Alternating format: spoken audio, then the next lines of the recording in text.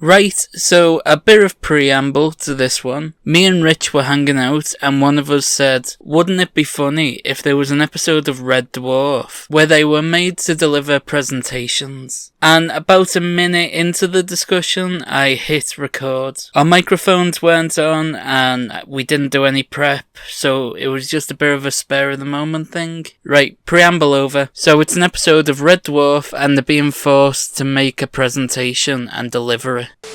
Turns out that the Earth mandated a sort of Earth citizen test about the history, a favourite period of history in their life, and they all choose a period. So basically, like, you have to do a presentation on it, and then it'll be like a Fairbairn Films thing where they're doing a presentation, and if they don't do it, the bot like blows up Red Dwarf or something like that.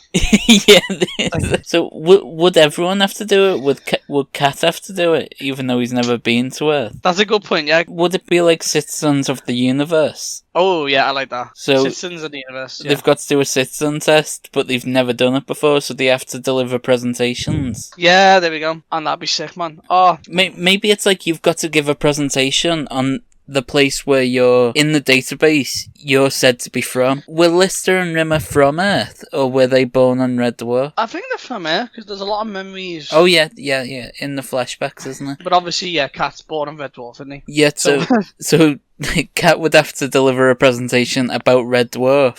And yeah, wasn't Crichton from like a weird planet that they visited in like season 3? Yeah, because he's on a ship with these women who were all dead, which you don't know at the time, do you?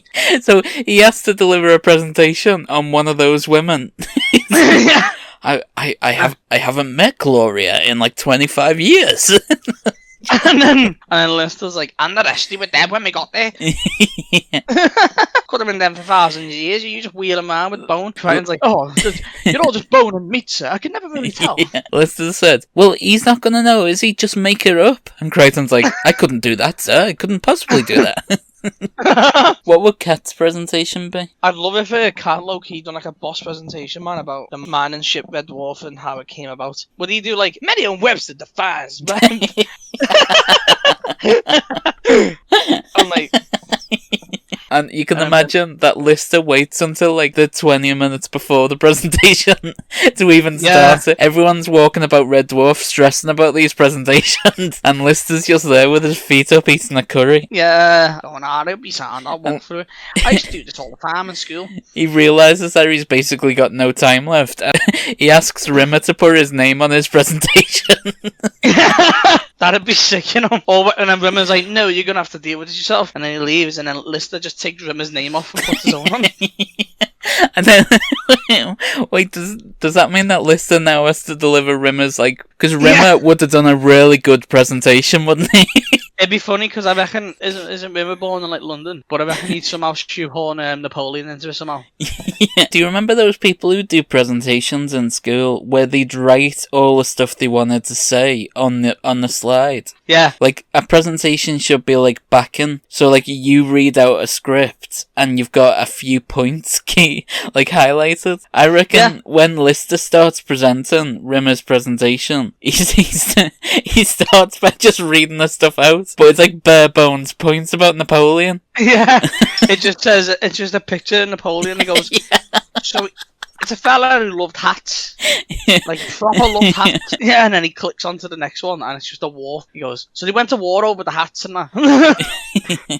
And Rimmer just sat there fuming. Lister trying to, like, pad for time. See, Napoleon, he was a very complicated man. That's why they called it the Napoleon Complex. I love that. Who'd be this person demanding that they do presentations on where they come from? I can't decide if it's like someone whose data banks are corrupted, so like you can get away with it until the very end, where like the data banks are corrected by Red Dwarf or by Holly going, there you go, mate, I just boxed it off for you. Yeah.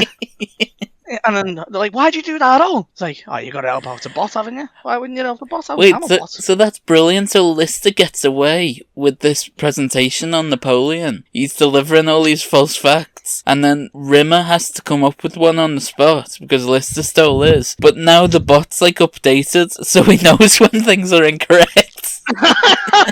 Yeah, Rimmer's constantly, like, essentially fighting for his life, yeah. Yeah, at the end of everyone's presentations, the bot just goes, "Congratulations, that's a pass." It's just- And you're like, wait, Rimmer didn't get anything right. It's like, oh, it's not about getting anything right. It was more about if you could do a presentation. we just rolled out PowerPoint 4. We have a little star swipes now. I've just updated your systems, and now you have PowerPoint 5. Yeah, so like when it first arrives, the bot is like, it's vaguely threatening. Could you imagine him saying, man, stuff like, PowerPoint is important. Imagine a life without PowerPoint. Middle managers and high school teachers would fucking die. That's a good episode, that. I feel like that'd be a banger.